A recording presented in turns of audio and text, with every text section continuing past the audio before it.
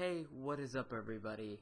It is me, Austin Belzer, and welcome to episode numero 1, episode 1, Phantom Menace, of, One with the Force. But we're not talking about the Phantom Menace tonight. No, as the, key art suggests, we are talking about Rogue One, a Star Wars story. Now, before we get into all that, I kind of want to introduce the show and then introduce the purpose of this episode and One with the Force going forward. So, I'm not your biggest Star Wars nerd. I just recently got started on Rebels. I mainly just watch the films, and that's pretty much it. However, One with the Force is going to chronicle my journey to becoming a better Star Wars fan, quote unquote. Whether that's Star Wars Catalyst, a Rogue One novel, Star Wars Rebels Season 3, Star Wars The Clone Wars, which I haven't watched, stuff like that. It's going to be, there will sometimes be news, but I can't guarantee it every time. So this, no news, just Rogue One spoiler discussion. So I should say that right now in the open. If you haven't watched Rogue One, a Star Wars story, do not pass go. Do not collect $1 million. Or $200, I guess it is. Don't even watch this until you've gone out of the theater and seen Rogue One. And if you have, I've heard a lot of people exiting the theater and spoiling it for other people. Please don't do that either. Wait till you get to your car or a place where it's just you or the person you're with. Just you and that person. Or just yourself. If you go by yourself. I don't judge. I won't by myself twice. It's fine. But anyways, that's the show. That's the purpose of the show. So without further ado, time to get out notes. So I love notes. They're great. The huge sorry. So I made a list just a few minutes ago about kind of my talking points about this. So I do kind of want to tackle something right off the bat. There's been this news article surfacing today that within Felicity Jones' 7-figure contract, she has an option for she has a sequel option. I do not want that at all. I love Jyn Erso, but I felt like Jyn Erso is a one-and-done character. For me, at least. I felt like I saw enough of her in Rogue One, a Star Wars story. I don't need to see more of her in, like, Han Solo, a Star Wars story, or I'm assuming that's what it'll be called. I don't need to see her in Star Wars Rebels. I don't need to see her in anything else. I'm good with Jyn Erso. I don't know if that's what's going to happen, but I fear that Disney's going to be like, well, she has it in her contract that she can do it, so why not? And just because you can doesn't mean you should. But yeah, I just wanted to get that out of the way. I really dislike the idea of any Jyn Erso in any other Star Wars film. It just doesn't make sense to me. Side story or episode 8 or episode 9. No. I'm done with Jyn Erso. She blew up. End of story. So I wanted to dig into some of the things I thought were either weird or interesting or, just really cool. So first things first, there is no title scroll and no classic score. I don't think John Williams scored this film. I think it was like Michael Giacchino, like the one who. I may be wrong on that. I'm totally willing to be wrong, but I know John Williams does not score the Star Wars story films because they wanted to set it apart. But at the same time, I'm like, but John Williams is so synonymous with Star Wars, even with the prequels, even with Clone Wars, even with some of Rebels, I think. You know, he's always done the music. He's a Star Wars music guy. I mean, he's done Indiana Jones. He's done all these cool things in his life. We can give him Rogue One, a Star Wars story. I think we can do that and still differentiate. That said, I still liked the score, but in a film so obsessed with telling you, hey, this is between Revenge of the Sith and A New Hope, it felt kind of odd to be like, well, here's this weird, crazy score that gets in the way sometimes. You know, I just, it was really weird. And speaking of really weird things, it was really, really, really weird going into a Star Wars movie, besides Clone Wars, of course, the Cartoon Network movie, that came out in 08 or 09, where it's like, today in the Rebel Galaxy, you know, all that stuff, and I'm just like, no, that's, which I thought that's what they were gonna do, and I'm just like, please do not, I do not want that, but no, they just go straight into it. They're like, here's Galen Erso doing his thing, being a farmer, nothing weird going on with his eyes, unlike Doctor Strange and Death Stranding. Which, I gotta commend the Gareth Edwards on this one. He did not make the weird eyes with Matt Mikkelsen. Just watch Doctor Strange, or the Death Stranding trailer that just came out at Video Game Awards 2016. You'll just weird stuff going on with his eyes, and I guess he likes that. But it was just really weird to go into a Star Wars movie not seeing that scroll either. That like, here's what happened last time, and I feel like that has something to do with this. But I actually haven't read this. I haven't even opened it yet. I bought it before I saw Rogue One last night. Well, actually, since it's Saturday, 2 nights ago, as of recording this.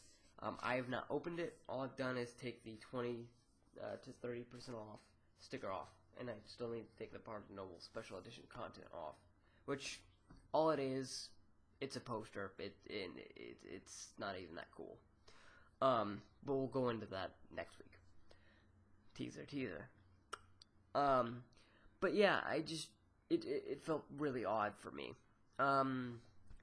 Then, well, speaking of Catalyst, I think I'm definitely going to need to read that in the next week to understand some of the things that went on in Rogue One, a Star Wars story.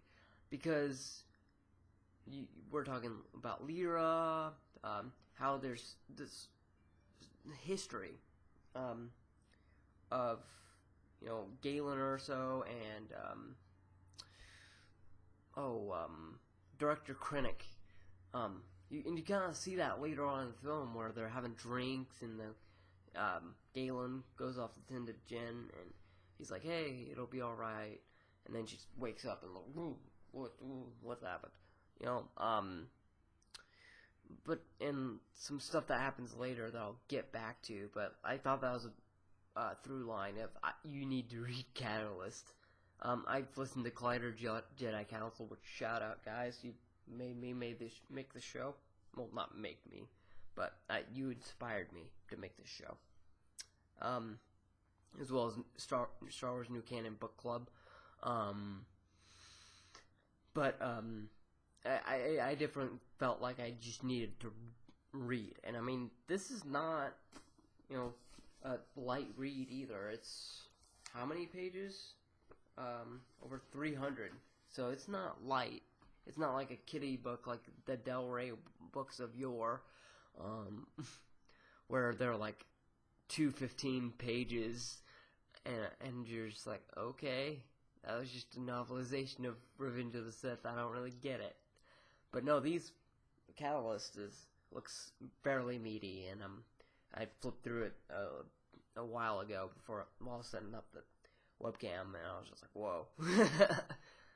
There looks like there's a lot of meat on this chicken, so to speak. So I just wanted to mention that. And earlier I said I haven't seen Clone Wars. I saw the movie. I didn't care for I didn't care to watch the TV seasons or even the series. So when I saw Saw Gerrera on screen, I had a lot of the reaction that a lot of people had at both screenings. They're like, who is this guy? Why should we care? Who is this guy? And I feel like I'll read a little bit about that in Catalyst, but a lot of people are telling me, just watch Clone Wars. It's on Netflix. So I will do that over the course of next year or so, because everyone's been telling me, dude, why haven't you watched Clone Wars? You've got to watch that. So, friends, I'm going to watch it at some point. I'm still trying to finish Westworld. I gotta keep a pace. So yeah, but in terms of Saw Gerrera, while we're still on Saw Gerrera, and the Clone Wars connection there, I did not like Forrest Whitaker. Like, at first I was like, on my first showing, I was just like, okay, it's whatever, he's fine, I guess. But no, the second showing, I was like, why is he even here? I don't get it. Like, okay, he's Jyn Erso's kind of father figure, but we don't even get to see that, which I think, again, will also be mentioned in Catalyst. But I've never felt like I needed to read a book more, so maybe that's explained, because she's like, I was 16, and you left me with a knife and a loaded blaster, to die. And he's like, they knew you were Imperial Science Officer's daughter, and they were going to use you as a hostage. Or whatever weird voice Forrest Whitaker puts on. And I'm just like, I'm not digging it, dude.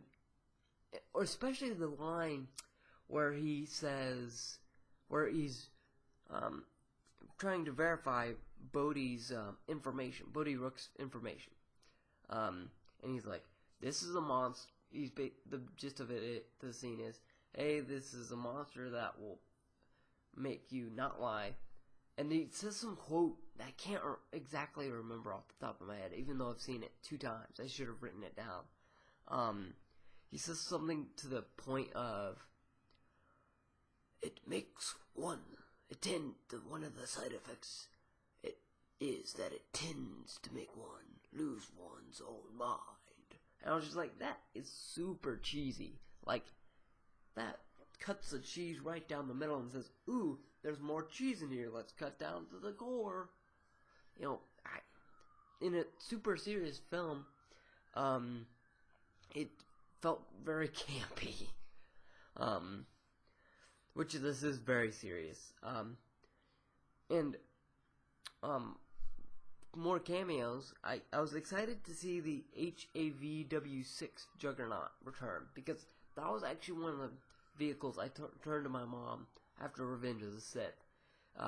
I went to the midnight showing of Revenge of the Sith at my local AMC, and people were dressed up in Obi-Wan robes. Little did I know, it was going to suck major.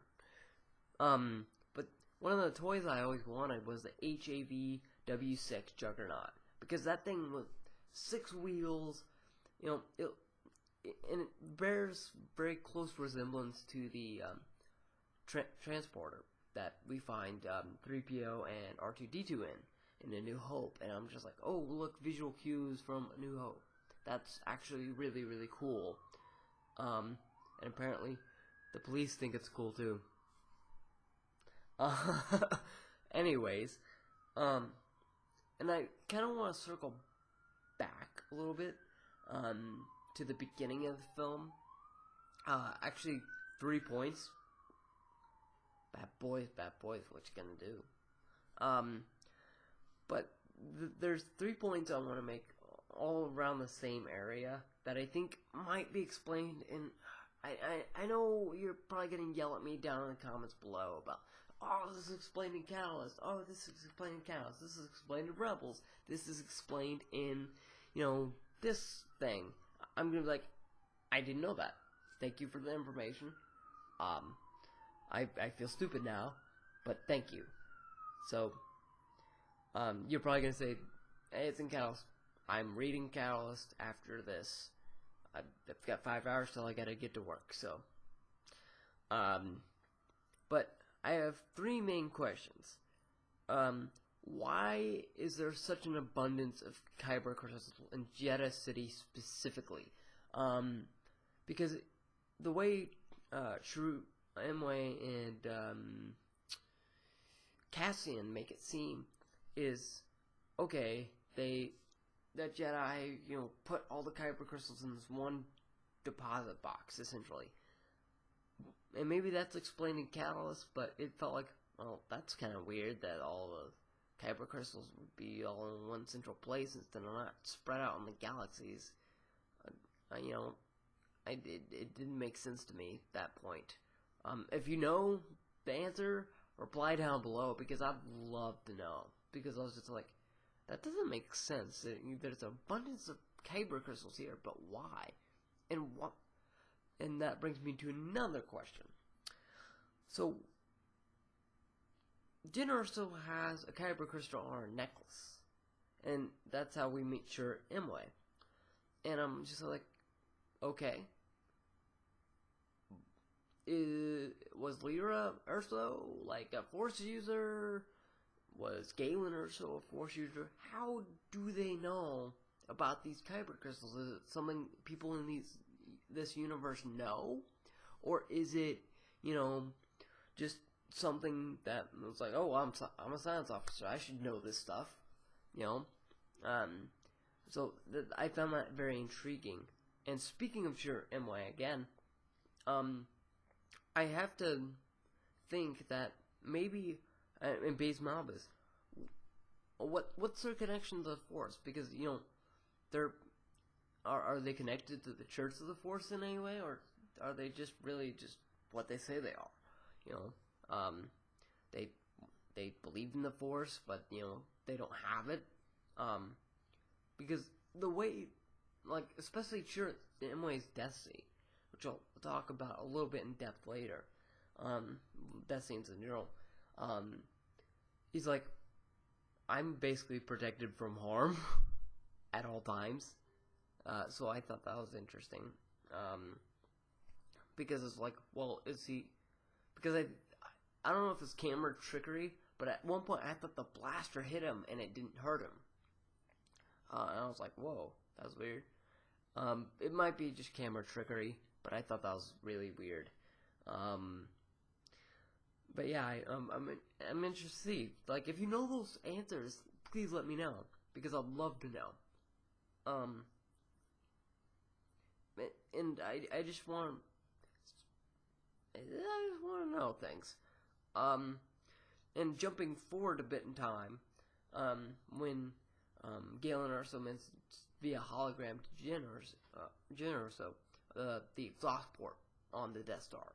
I thought that was a genius idea, because what is the thing that Star Wars fans and non-fans alike criticize the most about the Death Star?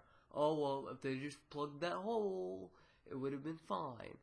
Well, the thing is, they didn't know about the hole because, they didn't know about the hole because it was a flaw implemented by Galen Erso so that the Death Star would never work completely and could be blown up by the rebels. And when Jyn tells Krennic this, he's already dead. So who is he going to tell? Force Ghosts? And he's not even going to be in the Force Ghost, which I did think Krennic was very good.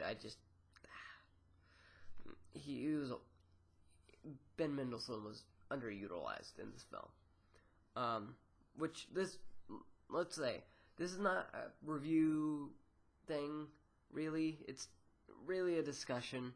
You know what I'm saying? And here's what I thought, but like not saying, well, I thought this actor, this thing, and I'm not saying like all their performances were great if underutilized, but that's the point of it all, really, in my opinion.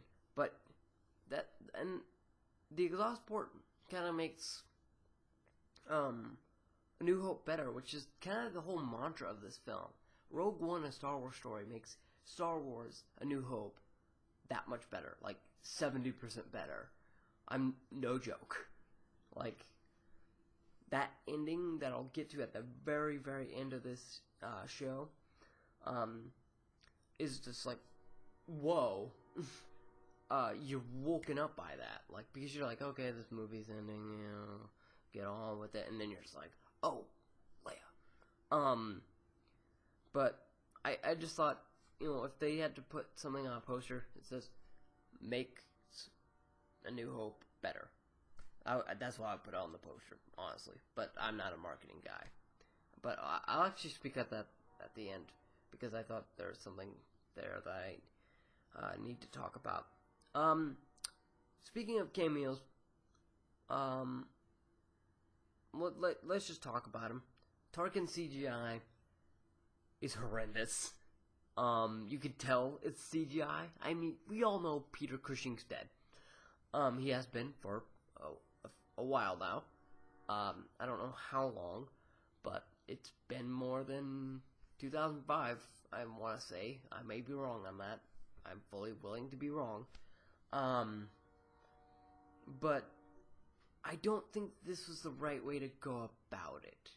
You know, a lot of my friends were mentioning, oh, when he, you know, you saw him against the reflection of that glass, that was really cool, and I thought he was just going to stay like that and, you know, in scene. He was just going to talk like that. But then when he turned around, it was just kind of weird, uncanny valley, like, you could tell that something was off with the animation.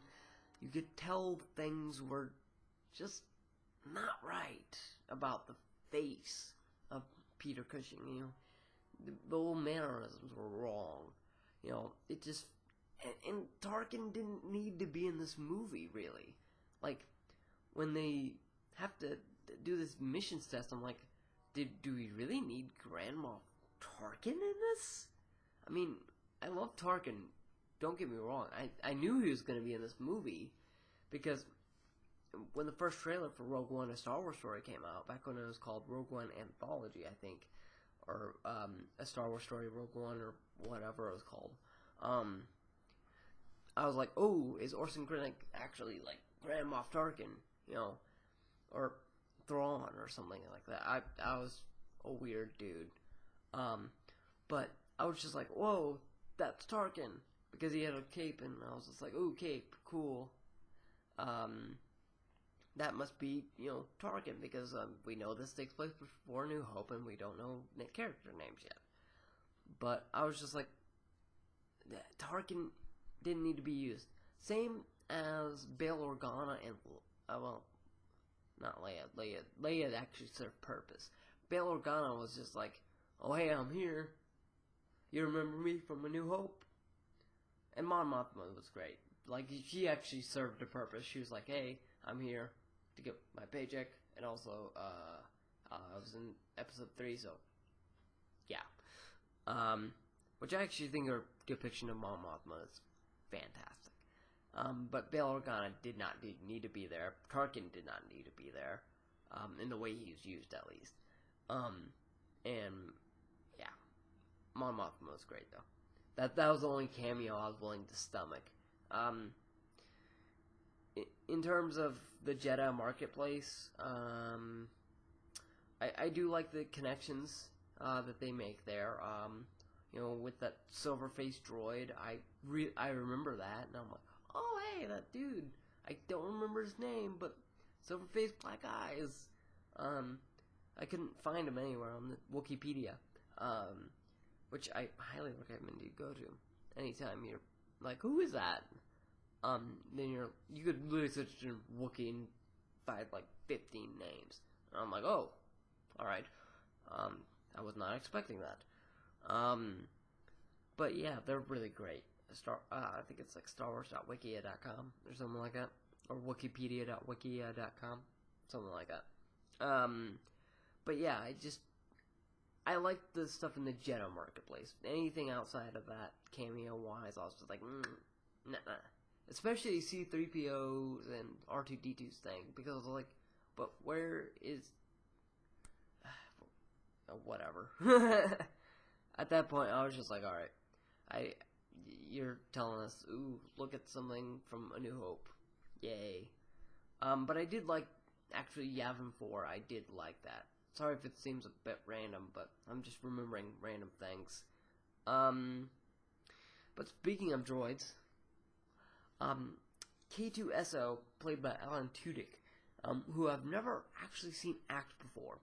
Sorry, Serenity fans, I just pissed you off. He was great in this film, especially the line when he meets Jyn Erso is like, "Congratulations, you are being rescued. Do not try to resist." I was just cracking up. The whole theater cracked up at that line. It was wonderful anticipating it for the second time. I would buy an action figure like this tall of K2SO, and I think Target makes them too. And I'm like, yes, I'm going there, getting that. As long as it like says the thing K2SO does in the movie. If it's just like, you know, I'll be like, nah, I'm good. Because it still is like $20. Like, no. If it's not gonna say lines from the film, no, don't bother.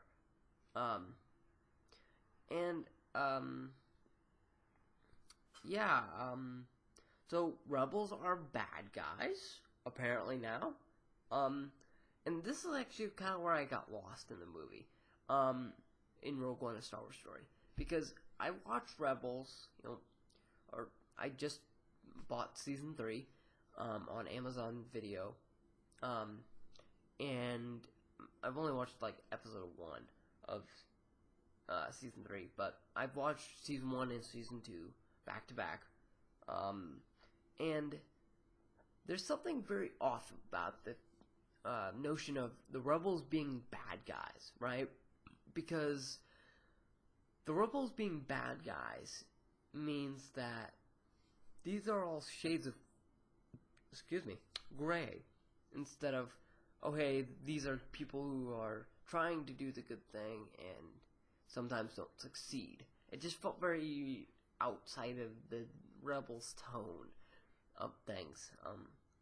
It just didn't feel very in keeping of it. Which a lot of people I understand, appreciate, but I'm like, but Star Wars is supposed to be about hope, and I get it. It's about a new hope, creating this new hope of peace in the galaxy. This is the precursor to that. But I didn't get the whole, whatever his name, the general, I can't remember his name, who's telling Cassian Andor, like, hey, kill Galen Erso. Why do you need to kill Galen Erso? What is your objective there? Why do you want to do that? Why? And first of all, why do you want to go behind Mon Mothma's back, who looks like she could straight up cut you? I mean, come on. Like, why would you want to do that? That doesn't make sense to me. So maybe Catalyst will explain this, but I just don't know. I really just don't know. That didn't make a whole lot of sense. But what does make sense? But we finally get a sense of war. Yeah, I did that. It's not good, I know. But yeah, like, I felt it was really cool that in a movie called Star Wars, 8 films later, we actually get the war. We got a bit of it in Attack of the Clones, we got a bit of it in Revenge of the Sith, we got a bit of it in Force Awakens. We get bits and pieces, but, Rogue One: A Star Wars Story is saying, here's a dogfight, intercut with Scarif, and people die. Stormtroopers hit their targets now. These are not chumps, which I think may inform some of Episode 8. I'm hoping. Because if Stormtroopers start hitting their targets outside of character motivation, I'm going to be like, yeah, that's awesome. Like, if random people just die via Stormtrooper fire, I'm going to be like, cool, man. Because, you know, I noticed Stormtroopers hit their targets in Force Awakens, but it was always like, you know, people not really connected to the story. It was just like random people, which I guess is going back on what I just said. But I mean, like, if it's like rebel pilots, and I'm like, oh, or what are they called now? The Alliance? No, they're called something else. But anyways, it doesn't matter. But I just think that's very reminiscent. I mean, that's very prescient. It's very cool to see, because like, oh, look at this little blast shield thing. You gotta crash 2 Star Destroyers together and give me, sorry kids, an orgasm.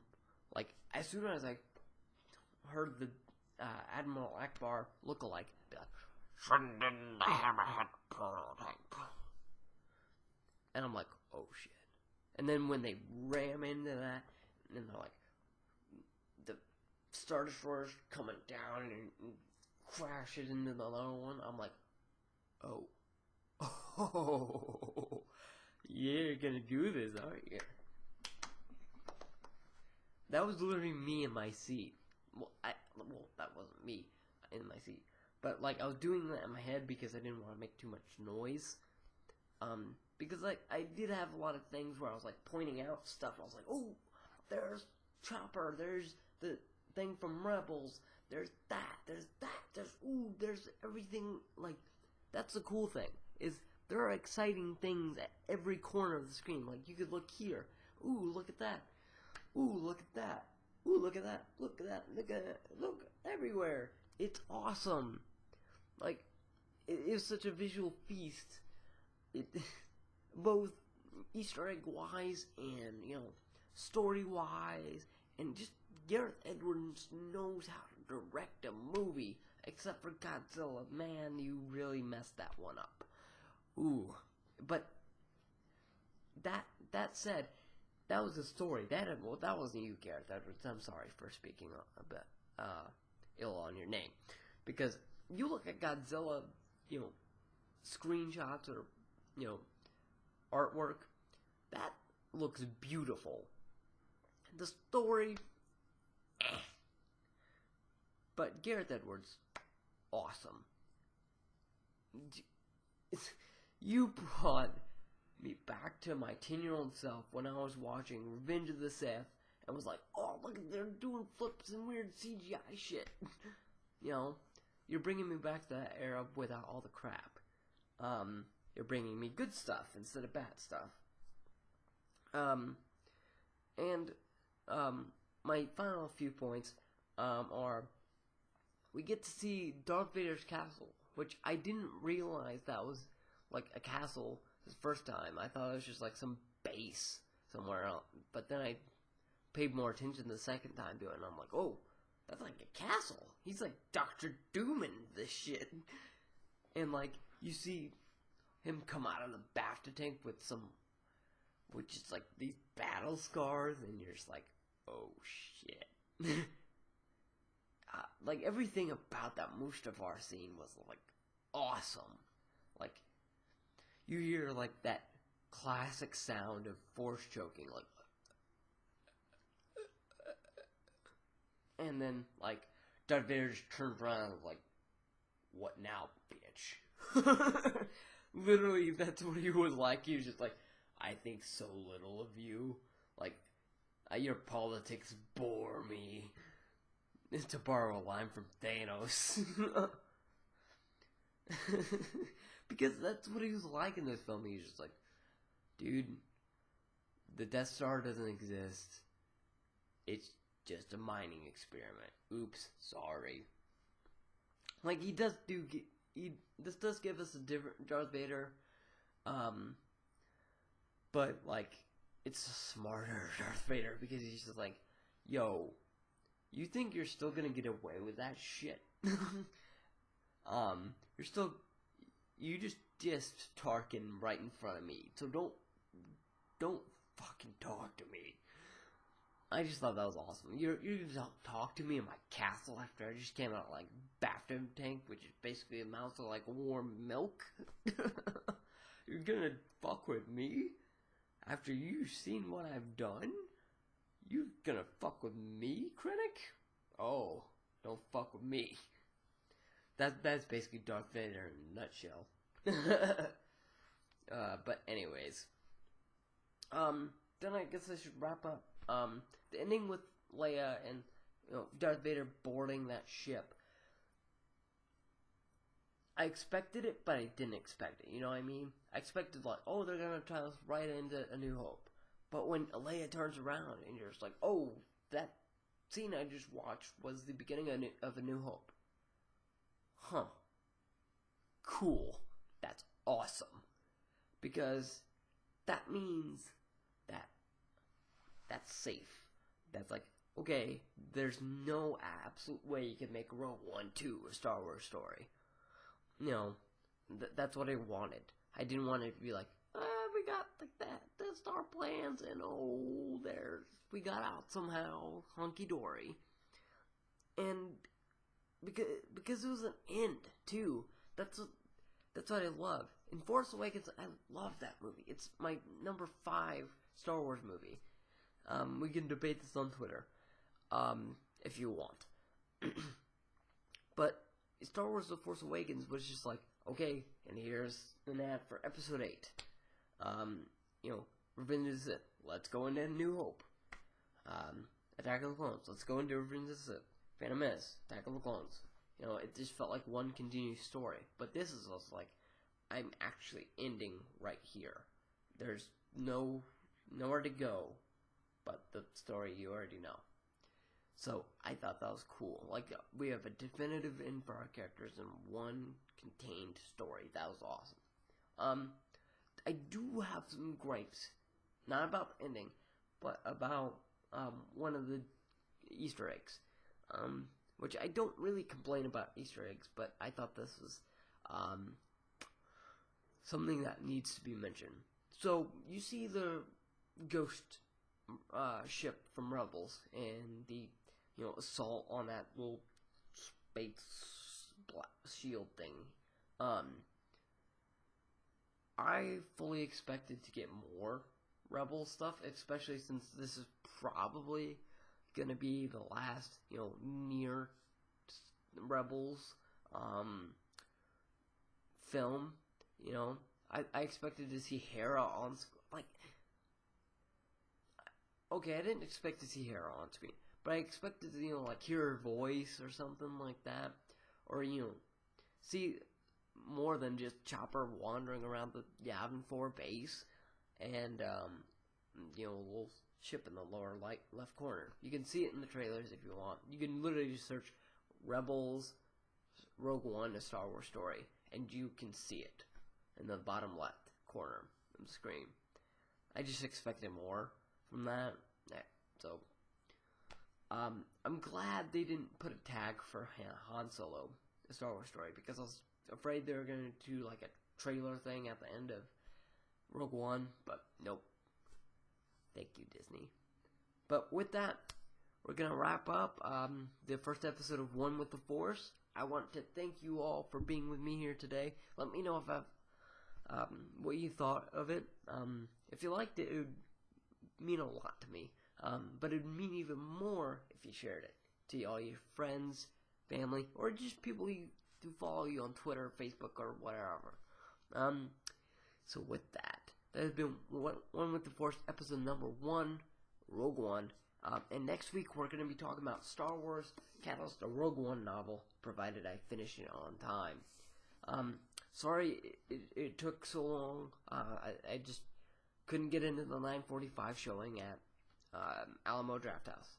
So I'll see you next week, and may the Force be with you. Bye-bye.